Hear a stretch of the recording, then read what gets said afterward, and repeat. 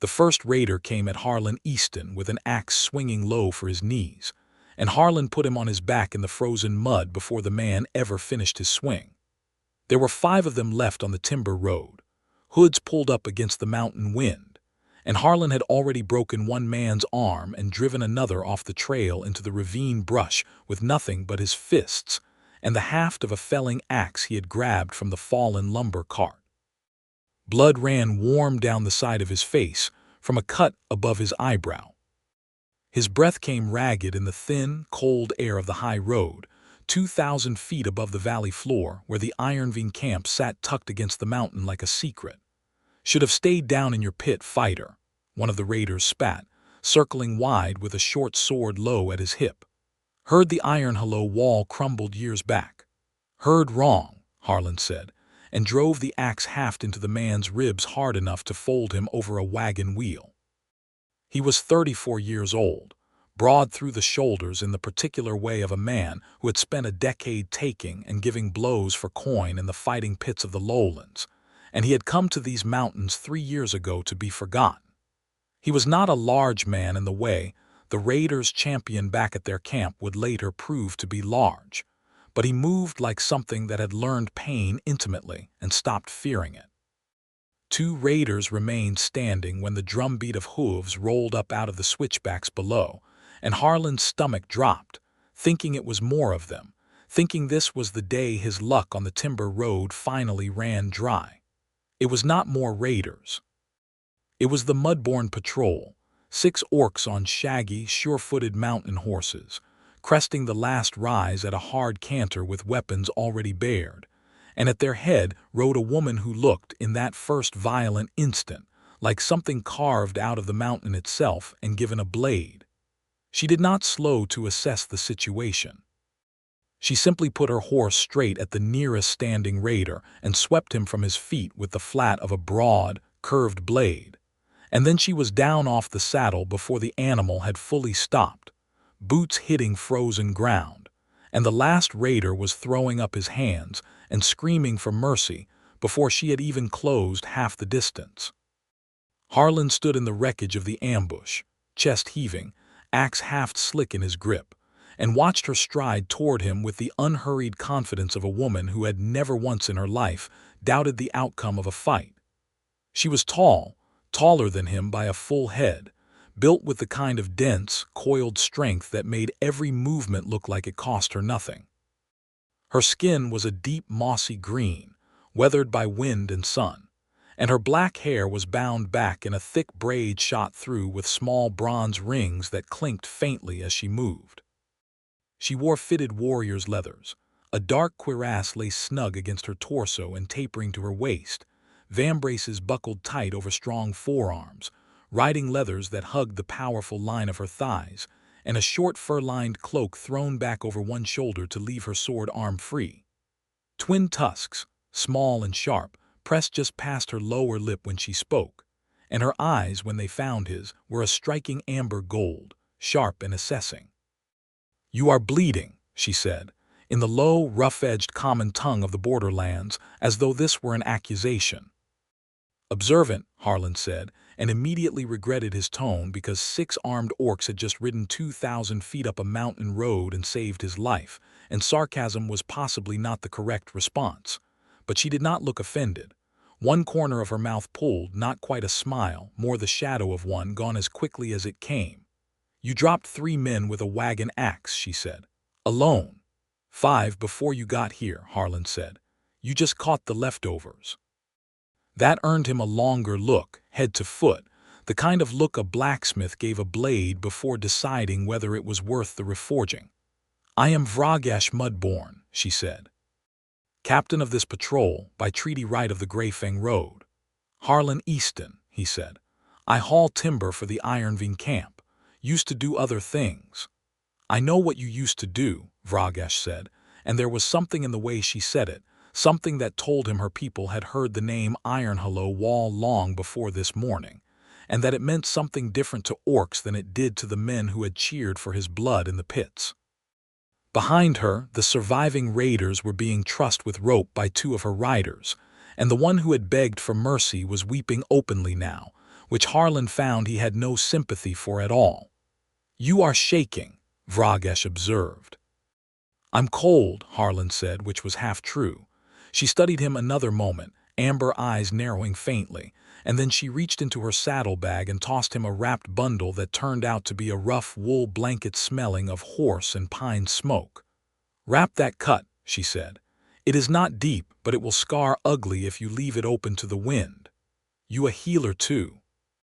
"I have stitched worse on myself with a bone needle and no wine to numb it," Vragesh said flatly, and swung back up into her saddle with an ease that made the motion look weightless. "The Ironvine camp is under Mudbourne's road treaty. We will ride escort for your timber carts from here to the gate. You should not have been alone on this stretch." "Wasn't planning on an ambush," Harlan said. "No one plans to be a fool," Vragesh said. "They simply are one and then they are surprised."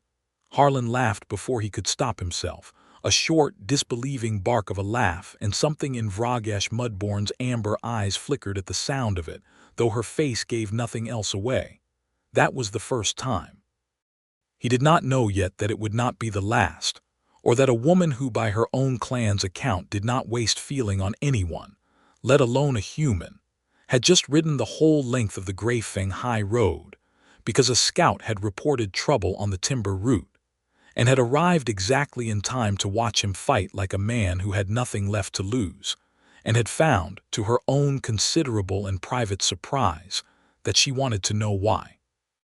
The Ironvine camp clung to a shelf of rock above a silver seam that ran deep into the mountain, a scattering of log-walled bunkhouses, a smokehouse, a smithy, and a company store, ringed by cut stumps and drying racks of timber.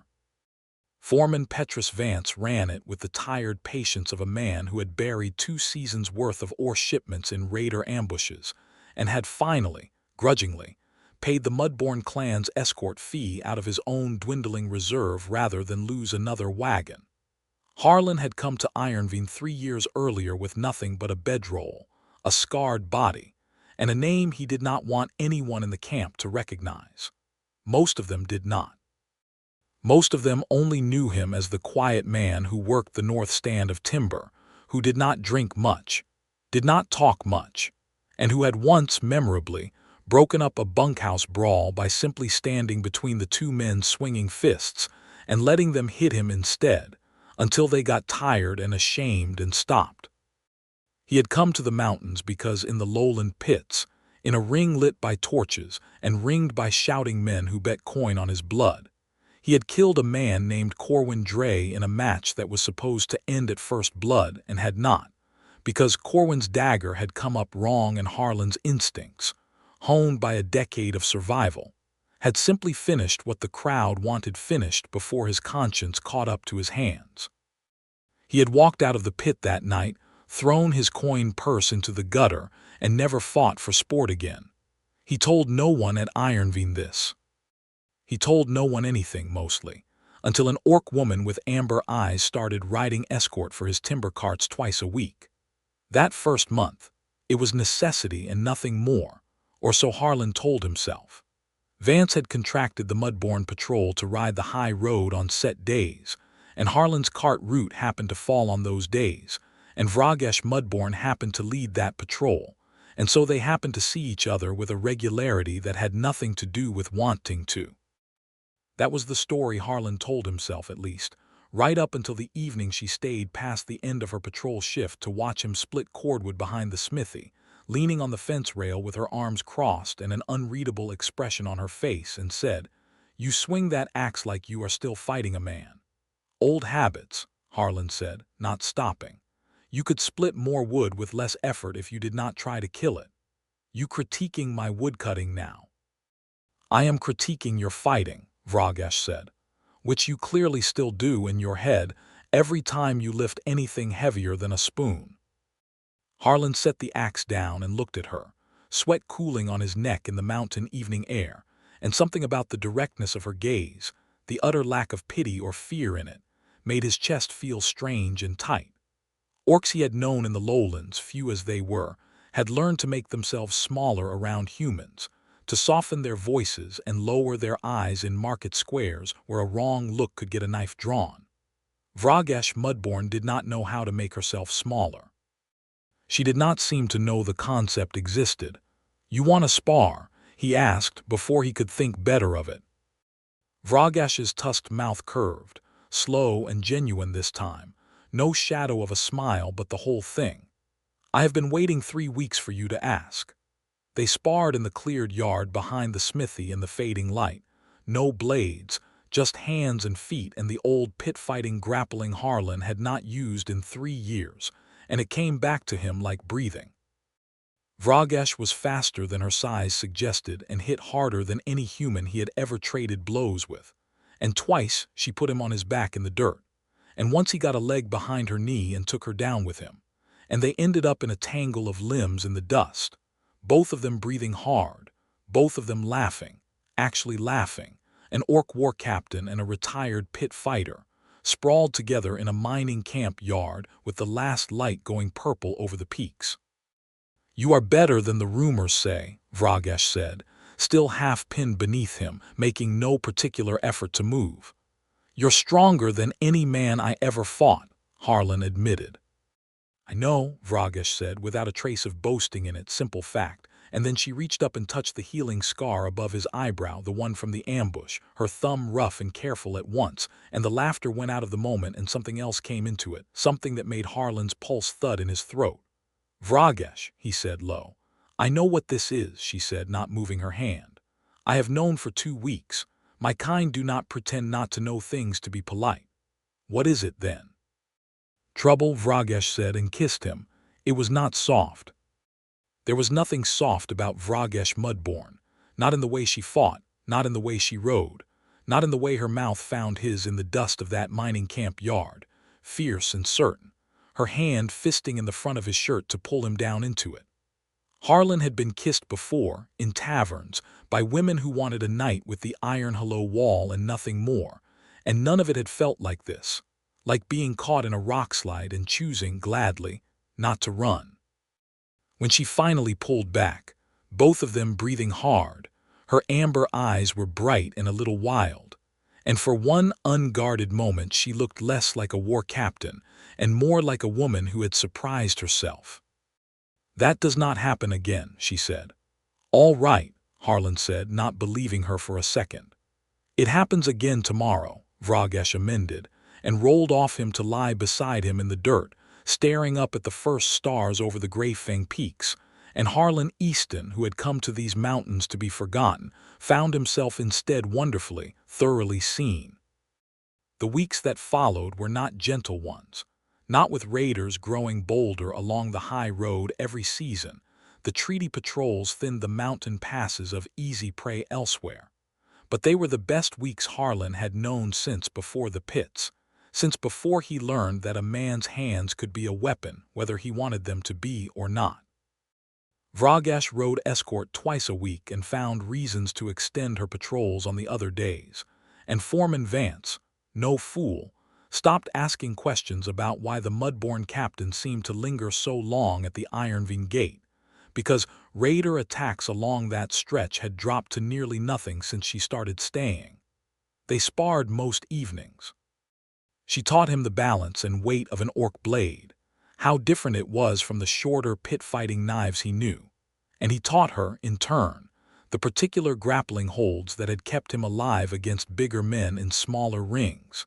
And somewhere in the trading of those skills, they traded other things too, quiet conversations by the smithy fire about her clan, about a mother lost to a border skirmish 2 decades gone, about a father who had wanted her to be war chief, and had died disappointed that she chose the open road instead, about the particular ache of being the only orc most humans in the border towns had ever spoken to, and therefore the only orc most humans judged all her kind by.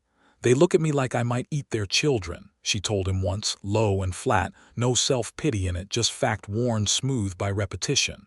"Even after I have bled to keep their roads clear." "I don't look at you like that," Harlan said. "No," Vragesh agreed. You look at me like I might break your heart instead, which is a different fear entirely, and I do not know yet if it is a foolish one." He told her in turn about Corwin Dre, about the dagger that came up wrong, about the crowd that cheered when he should have wept, and she did not flinch from it the way he half expected, half feared she would. "You did not choose to kill him," Vragesh said. "You chose to live. There is a difference, and any orc could tell you that difference matters more than the crowd's cheering. Not everyone sees it that way." "I am not everyone," Vragesh said, and pulled him close by the collar of his shirt and kissed him again, unhurried this time, deep and warm in the cold mountain dark. And Harlan Easton let himself believe, for the length of that kiss, that a man could outrun his past after all, if the right woman was riding beside him. It could not last untroubled, not on a border road stalked by hungrier and hungrier bandits, as autumn wore toward winter, and the passes further south grew too well guarded for easy plunder. The raiders who struck the timber road grew organized under a warlord named Draven Cade, a broad-shouldered deserter from some lowland border garrison who had built himself a crude fiefdom out of a half-ruined way station called Gallows Ford, a lawless huddle of shacks and drinking dens 2 days' ride down the mountain where captives were bought, sold, and ransomed with no law to say otherwise. It was a trader passing through Ironveen who first spoke the name that turned Harlan's blood cold. "Cade's got a bounty man riding with him now," the trader said over a mug of watered ale in the camp's mess hall, not knowing Harlan sat 2 tables away with his back carefully to the wall. "Fellow claims he can put a name to half the old pit fighters from the Iron Hello circuit. Says there's coin owed on one they called the Wall, on account of a killing some years back. Family of the dead man's put up good silver for word of where he's got to." Harlan did not move, did not react beyond the faint tightening of his jaw, but Vragesh, sitting beside him with her boots up on the bench and her arms crossed, went very still, amber eyes flicking to him and then away. And later that night, alone by the smithy fire, she said, "You should tell Vance. Stay inside the gate. No more solo cart runs until this bounty man moves on." "I'm not going to hide in camp because some lowland gambler wants old coin," Harlan said. "It is not hiding to be sensible," Vragesh said, sharp now, the war captain's edge coming into her voice. "It is sensible to be sensible. I've been running from that name for 3 years, Vragesh. I'm not going to start jumping every time someone speaks it. This is not pride, Harlan. This is Draven Cade, who has taken and sold 30 people that I know of from towns along this road, and who would very much enjoy adding a bounty to his profit besides." "I'll be careful," Harlan said, and meant it, and it was not enough, because 2 days later old Ferris, who drove the Saltan supply cart down to the lower crossing every fortnight, took a fall on the icy switchbacks and broke his wrist, and someone had to make the run before the camp ran short of salt for the winter meat. And Harlan, stubborn to the marrow, told himself it was one short trip on a route he had ridden a dozen times. Told himself Vragash's patrol was 3 valleys over chasing a different report of raiders. Told himself he did not need to wait for an escort to haul salt down a road he knew better than most. He was wrong, and it cost him everything but his life. Cade's men took him at the lower crossing with a rope snare strung across the trail and 6 crossbows leveled before he had even drawn breath to shout, and the bounty man, a thin, oily creature named Sallow, walked slow circles around him where he knelt in the road mud and said, with obvious delight, "Well now, the Iron Hello Wall himself, come walking right down to us. The Dre family will pay double what Cade's offering for this one alive, and pay in gold besides." They did not kill him there, which was the only mercy in it. They bound his wrists and marched him 2 days down the mountain to Gallows Ford, and there they threw him into a holding pen behind the largest of the way station's ruined stone buildings, and their Draven Cade himself came to look him over, a heavy-set man with a scarred jaw and cold, calculating eyes, and said, "I hear you are worth quite a bit of coin, fighter. I think we will make a show of you before we hand you over. Gallows Ford has not had good sport in a season." At Ironveen, Word of the missing salt cart reached Foreman Vance by nightfall, and word of what had truly happened reached him 2 days after that, carried by a shaken trader who had passed through Gallows Ford and seen the notice nailed to the way station gate. A trial of blood 3 days hence. The prisoner called the Iron Hello Wall to face Cade's champion in the ring. Winner takes all, ransom or death. Come one, come all, wagers welcome. Vance sent a rider up the Greyfang Road to the Mudbourne clan camp that same night, though he had little hope the orcs would spend blood on a human's bounty trouble, and no authority to demand it besides. The treaty covered the road. It did not cover Gallows Ford, and it certainly did not cover a single timber hauler's private debts. The rider reached the Mudbourne camp, a scattering of hide tents pitched along a wind-scoured ridge 2 days' hard ride below Ironveen, just as the sun was going down, and found Vragesh Mudbourne already standing at the edge of camp with her jaw set like stone, having heard the news an hour earlier from a Mudbourne scout who had crossed paths with the fleeing trader. Her clan elder, a broad, gray-tusked warrior named Ushka Mudbourne who had led the clan's council since Vragesh's father died, found her there staring down the darkening valley toward the distant glow of Gallows Ford's torches, and said what Vragesh already knew she would say. "It is not our fight, Vragesh. The treaty binds us to the road. It does not bind us to a human's bounty debts in a lawless way station 2 days beyond our lands." "I know what the treaty says," Vragesh said. "Then you know riding down there means riding alone. I will not spend clan blood on this. I am not asking you to." Ushka studied her for a long moment, the fire behind her eyes the particular knowing look of an elder who had watched a younger warrior for months and drawn her own conclusions. "You care for this human," she said. It was not a question. "I do not pine, Ushka," Vragesh said, and her voice was rough, almost angry at the word itself, angry at how close it landed to something true she did not want named aloud.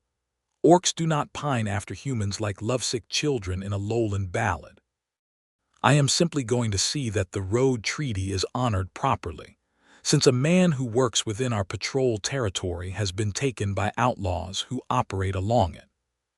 Gallows Ford is 2 days past the edge of our patrol territory.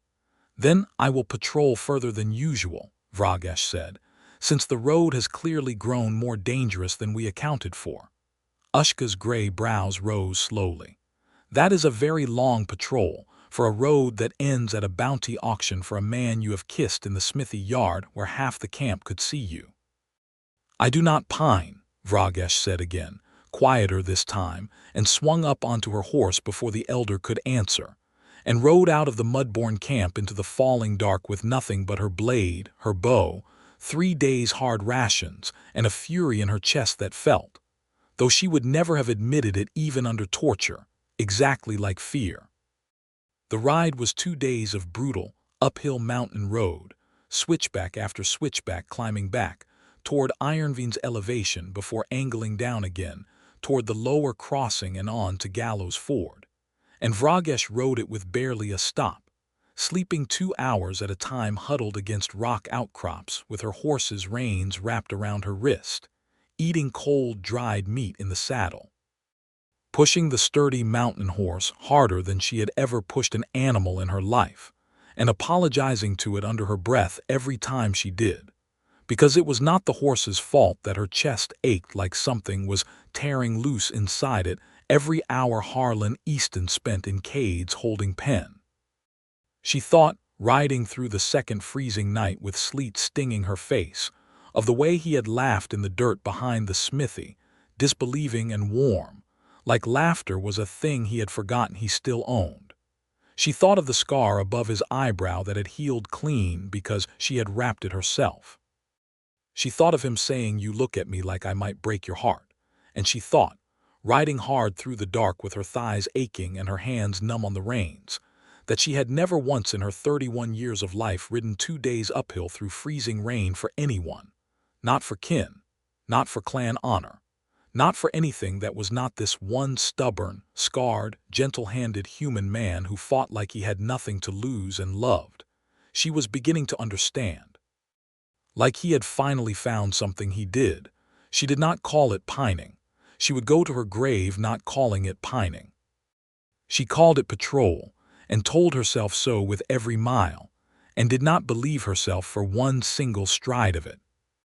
Gallows Ford by torchlight on the third day looked exactly like what it was, a lawless huddle of half-collapsed stone buildings around a muddy central yard, ringed by a rough timber fence that had once, generations ago, marked the boundary of some abandoned garrison outpost, now serving as an arena of sorts, packed with raiders, gamblers, and border drifters drawn by word of a bounty spectacle worth betting coin on. Torches burned in iron sconces around the fence line despite the pale daylight, because Cade liked his theater lit dramatically, and in the center of that muddy ring stood Harlan Easton, stripped to the waist despite the mountain cold, wrists chained loosely enough to allow movement but tight enough to remind him of his place, facing a mountain of a man Cade called his champion, a broad-necked brawler named Grissom who had never lost a Gallows Ford pit fight and clearly did not expect to start today. Draven Cade stood on a raised platform of stacked crates at the ring's edge, one hand raised for silence, the crowd's noise a low, roaring hum of wagers being shouted and coin changing hands.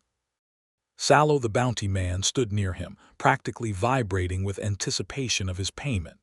"The terms are simple," Cade announced, voice carrying easily over the crowd. "The Iron Hello Wall fights my champion. If he wins, I ransom him to whoever pays highest for the privilege of collecting the Dre family's bounty on their own terms.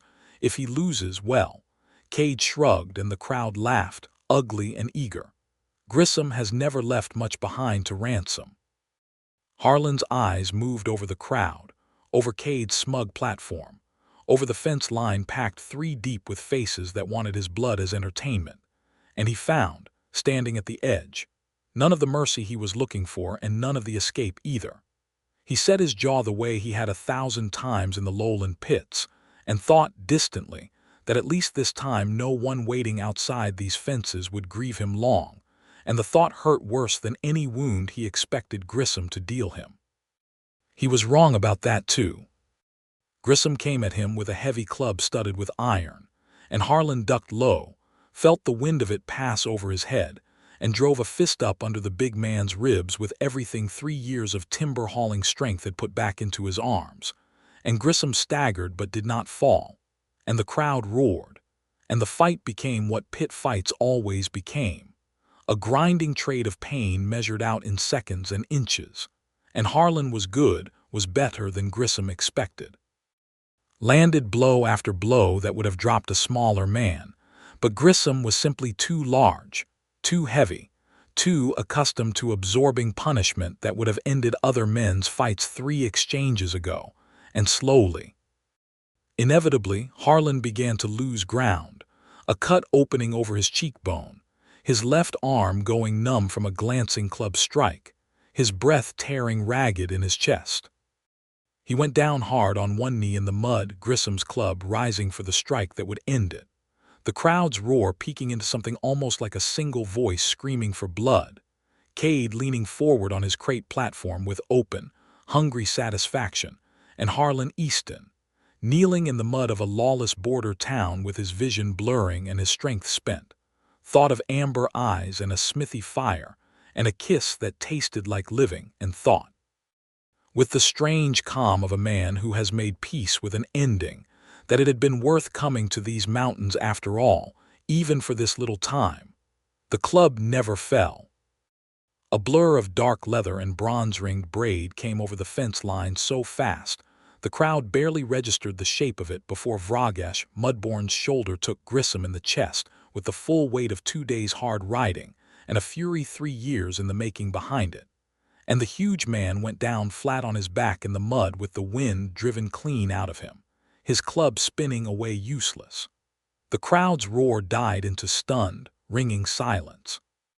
Vragash Mudbourne stood over Harlan in the churned mud of the ring, her sword already drawn, her leathers spattered with 3 days of hard travel, her amber eyes blazing with something that had nothing careful or measured left in it at all. And she did not look at the crowd, did not look at Cade, looked only down at Harlan's bleeding, stunned face and said, low and rough and furious in a way that was somehow also the tenderest thing he had ever heard. "You absolute fool. I told you no solo cart runs." "Vragesh," Harlan managed, half laughing, half sobbing with relief. "How?" "I rode," she said simply, and turned to face Grissom as the huge man heaved himself back up out of the mud, murder in his small eyes, and Cade on his platform above finally found his voice. "Who in every burning hell do you think you are, orc, to interrupt sanctioned sport in my town?" "I am Vragesh Mudborn, captain of the Greyfang Road Patrol," she said, loud enough that every soul packed against that fence line heard her clearly. "And this man is under my protection by treaty right of every mile of road he walks, and I am claiming the price of his ransom paid in full, here, now, in blood, if that is the coin your champion prefers." "He is not on your road, Captain," Cade sneered. "He is in my town." "Then I have extended my patrol," Vragesh said, and something in the crowd actually laughed at that, a nervous ripple of sound, because there was a wild, magnificent absurdity to an orc war captain claiming jurisdiction over a lawless bounty pit 2 days outside her territory. And stranger still, standing there covered in road grime with her blade bared and her chin lifted, she made it sound like the simplest fact in the world. Grissom did not wait for Cade's permission. He came at her with a bellow, swinging the iron-studded club in a wide, brutal arc, and Vragesh met it not with her blade, but by simply stepping into the swing's arc and taking the blow across her raised forearm vambrace, the leather and steel absorbing what would have shattered bone. And then her sword came up and across in a short, economical stroke that opened Grissom's sword arm to the bone, and the big man's club fell from fingers that no longer answered him. "Cade," Vragesh said, not even looking at the writhing champion at her feet, "call off your dogs or I will finish what my patrol should have finished the moment your bounty man crossed the Greyfang treaty line." Cade's face had gone from smug to calculating to something uglier, and he raised a hand, and a dozen of his men along the fence line drew crossbows and short blades, ready to close in, because whatever else Draven Cade was, he was not a man inclined to lose face in front of a paying crowd. It was Harlan who moved next, dragging himself up out of the mud despite his battered ribs, snatching up Grissom's fallen club with his still-chained hands, and putting his back against Vragesh's, facing the opposite arc of the closing crowd. And the sight of it, the two of them standing back to back in the center of that muddy ring, human and orc, bloodied and outnumbered and utterly unwilling to break, did something to the crowd that Cade's authority alone could not undo.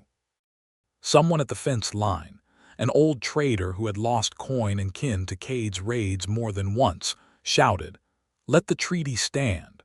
I have seen Mudborn patrols keep this road safer than Cade's crew ever has." Another voice took it up, and another, the crowd's mood shifting like weather, the way lawless crowds always could when the theater turned against the man who had promised it. And Cade, sensing the tide going out from under him, drew his own blade and leapt down from his platform himself, deciding in the end to settle it the old way. "Fine," he snarled, landing in the mud before them, sword bared. "I will collect my bounty myself then, and both your hides besides." He came at Harlan first, perhaps guessing the human weaker after the fight with Grissom, and it was nearly the last mistake of his life, because Harlan, chained hands and battered ribs notwithstanding, still remembered every dirty trick a decade of pit fighting had taught him, and he let Cade's blade come close enough to nick his forearm, and used the opening to drive the club up under the man's jaw with a crack that dropped Cade to his knees, dazed. Vragesh finished it, her blade at Cade's throat before he could rise, her boot planted on his chest to pin him flat in the mud, and the whole of Gallows Ford held its breath together, gamblers and drifters and raiders alike, watching to see whether the war captain who had ridden 2 days uphill for a human man would take the warlord's life in front of them all. "I will not kill you," Vragesh said, loud enough to carry, "because a dead man cannot spread the word, and I want the word spread far and wide down every road in these mountains. The Greyfang Treaty protects every soul who walks it, human or otherwise, and any man who forgets that will answer to mud-born steel. Do you understand me, Draven Cade? I understand, Cade rasped, pinned and beaten and finally thoroughly afraid. Sallow, Vragesh said without turning. Return the Dray family's bounty coin, every last piece, and tell them the Iron Hello Wall died in these mountains years ago. There is only a timber man here now, and he is under mud-born protection. The bounty man, thin and shaking, nodded frantically and fled into the crowd before anyone could reconsider that mercy. Vragesh let Cade up at last, and the warlord, humiliated and bleeding, gathered what remained of his dignity and his men and retreated toward the ruined stone buildings, the crowd parting for him with none of the earlier reverence.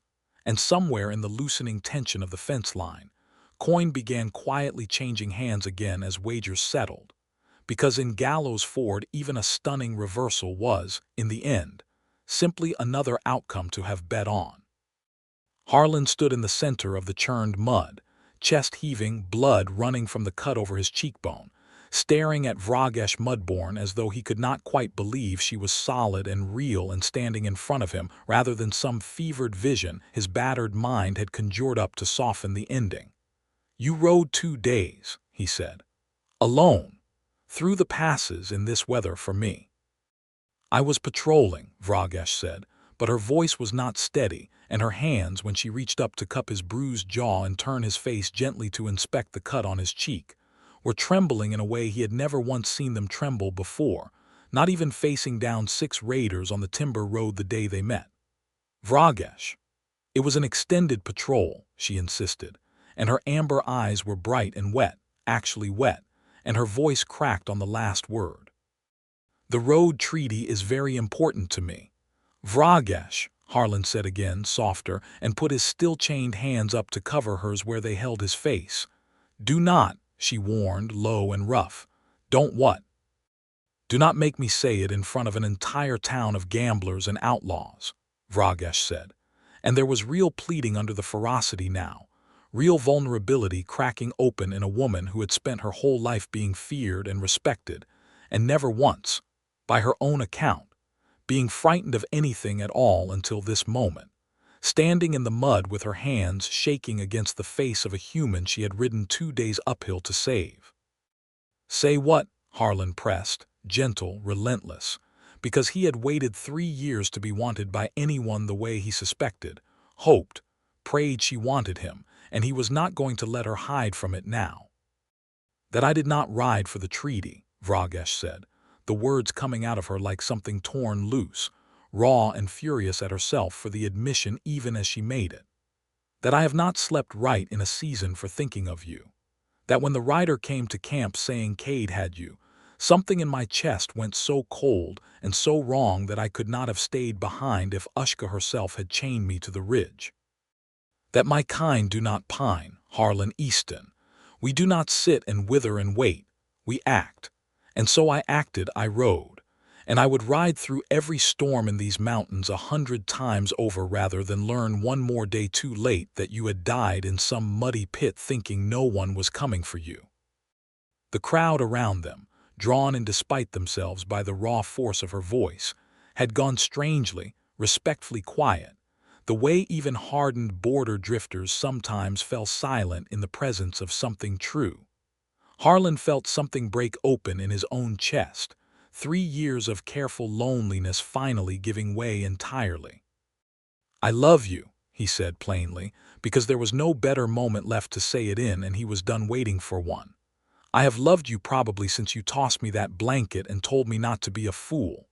"I know," Vragesh said, and the tears finally spilled over, fierce and unashamed, sliding down her weathered green cheeks in the cold mountain light. "I have known for months. I simply did not want to be the kind of fool who says so where anyone can hear."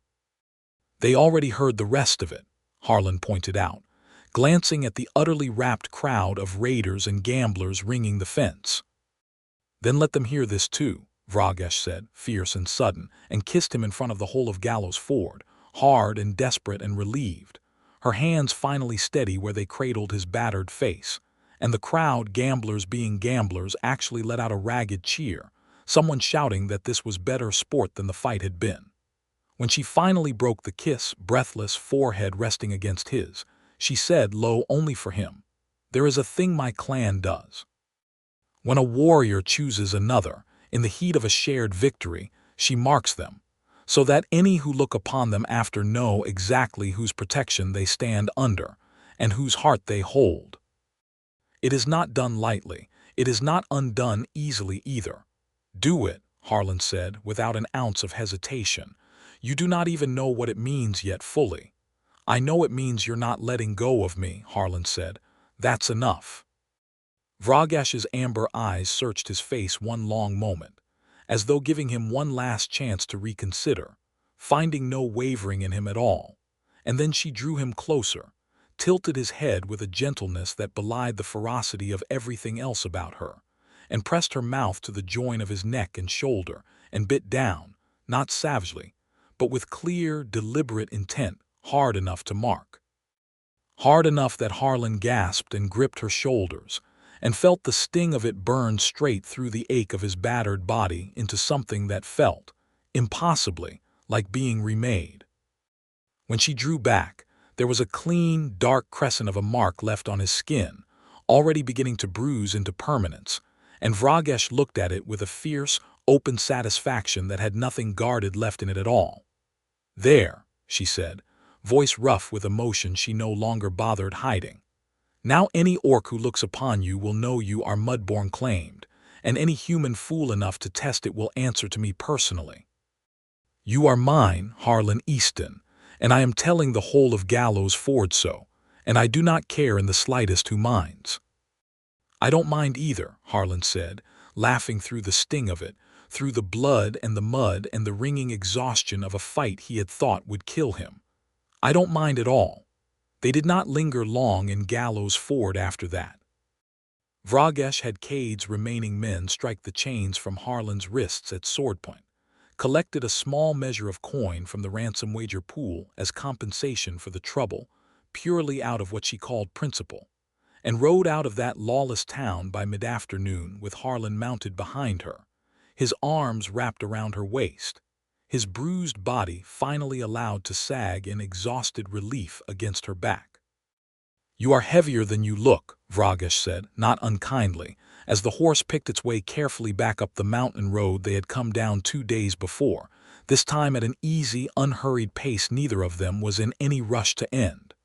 "You rode 2 days uphill on this horse without complaint," Harlan murmured against her shoulder, half asleep already.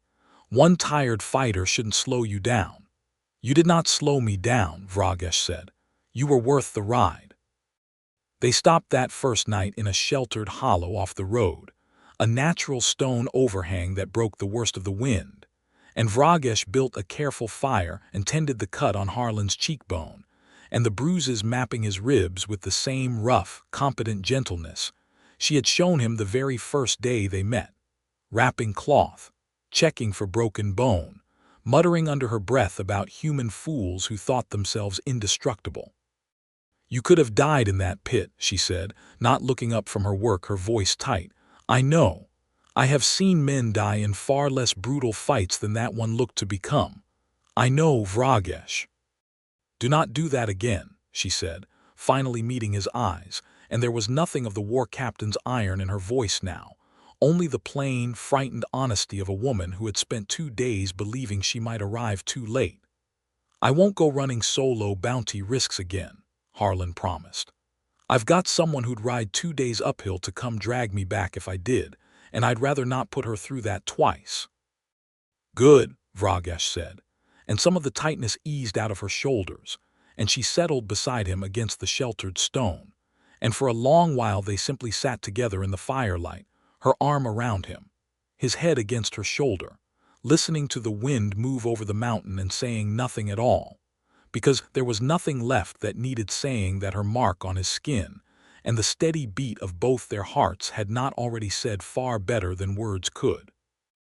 The intimacy that followed, once the worst of his hurts were tended and the fire burned low and warm against the mountain cold, was unhurried and fierce in equal measure, Two people who had each spent long years learning to expect nothing from the world finally allowing themselves, in the shelter of that stone overhang, to want and be wanted without reservation. Vragesh's hands, so capable of violence, proved just as capable of tenderness, tracing the old scars of his pit-fighting years like a woman reading a story she meant to know by heart. And Harlan learned that the fierce warrior who had ridden 2 days uphill through freezing rain could also be unbearably gentle, could murmur his name like something precious against his skin, could laugh, low and surprised and delighted, when he found the ticklish place along her ribs that made even a war captain squirm. What passed between them that night was not spoken of in detail afterward by either of them, but it left them both changed, settled into each other in a way that felt less like a beginning and more like a truth finally being acknowledged after months of dancing around its edges. They reached Ironveen 2 days later, riding double the whole way, and the camp turned out nearly in full to greet them, word of the Gallows Ford standoff having outraced them up the mountain by way of traders and drifters eager to spread such a story. Foreman Vance met them at the gate with something close to awe on his weathered face, and behind him the whole camp gathered, timber crews and miners and the camp cook and even old Ferris with his splinted wrist, all of them staring openly at the dark crescent mark on Harlan's neck, and the way Vragesh Mudbourne's hand rested, easy and possessive, on his shoulder as they rode in. "Never thought I'd see the day," Vance said, shaking his head. "The iron hollow wall claimed by an orc captain in front of half of Gallows Ford. Camp's been talking about nothing else." "Let them talk," Vragesh said, unbothered, and swung down from the horse, offering Harlan a steadying hand as he followed, wincing at his still healing ribs. Not everyone in the camp received the news warmly at first. There were mutters among a few of the older miners, men who had fought in border skirmishes decades back and carried old grudges the way some men carried old wounds. Low comments about a human man taking up with an orc, about what such a thing would mean for the camp's standing with lowland trade partners who still viewed orcs with suspicion bred of long war and longer prejudice. Harlan heard some of it secondhand and braced himself, half expecting to have to defend her with his fists the way he had once defended himself in the pits. He never had to. Vragesh simply stood in the mess hall one evening in front of the assembled camp and said plainly, "I have ridden this road for a year keeping every one of you safe from raiders that would have stripped this camp bare without the Mudbourne patrol. I have bled on this mountain for humans who would not shake my hand in a lowland market. I make no apology for choosing the one human on this mountain who never once looked at me like I was less than a person. And any of you who cannot accept that are welcome to find another escort for your timber carts, though I doubt you will find one willing to ride the Gallows Ford road twice a week for the coin Vance pays." The mutters died fast after that, partly from the plain good sense of her words, and partly, Harlan suspected, from the simple fact that no one in that mess hall was fool enough to argue further with a war captain who had single-handedly turned back Draven Cade's entire operation.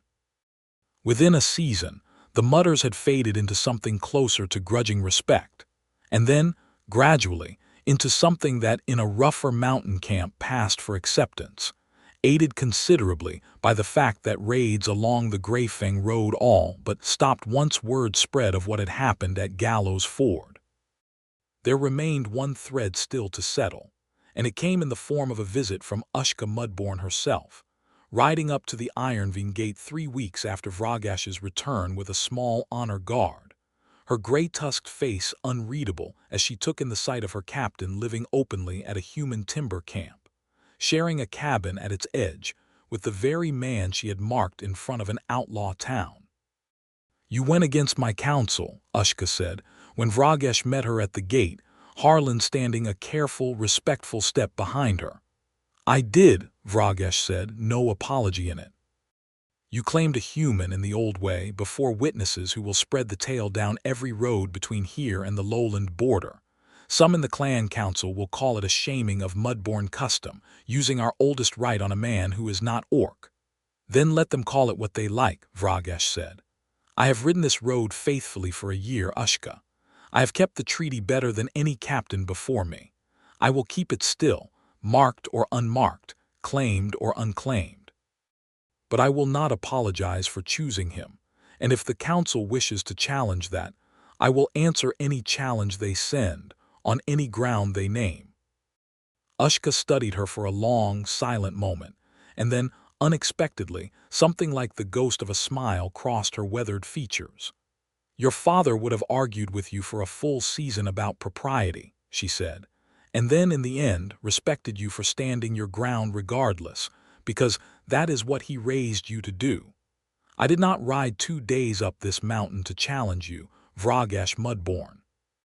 I rode to see for myself what manner of human was worth all this trouble, since half the border road is already singing songs about it.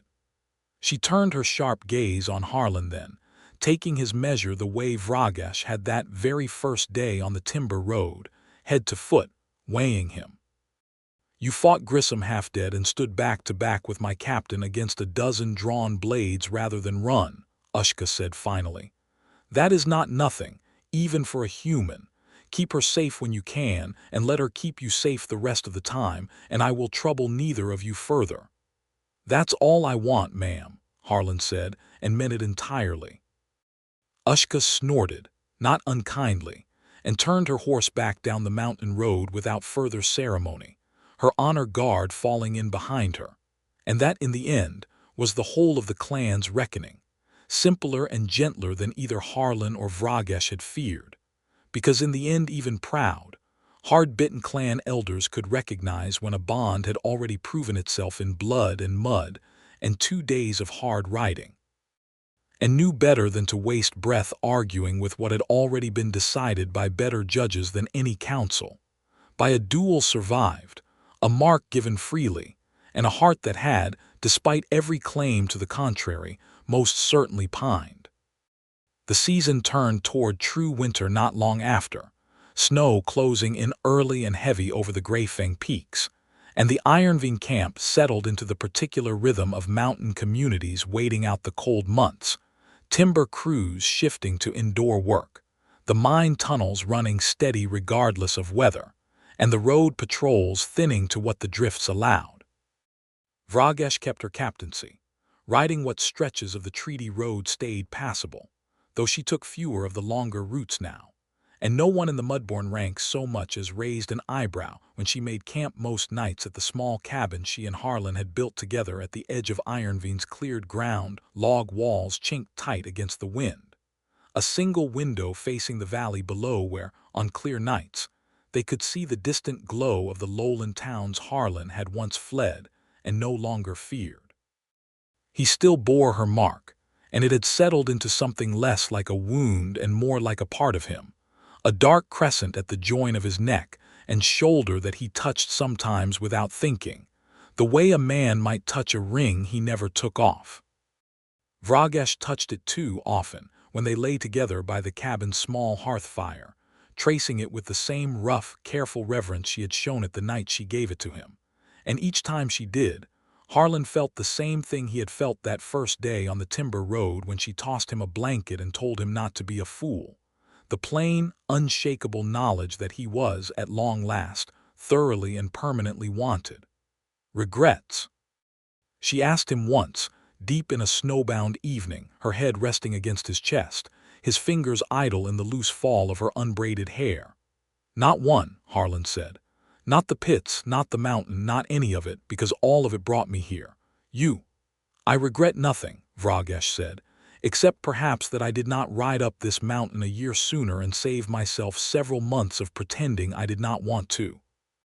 You called it patrol, Harlan reminded her, grinning against the top of her head. I still maintain it was, in part, a patrol, Vragash said, with as much dignity as a woman could manage while thoroughly tangled around the man she loved in front of a low fire.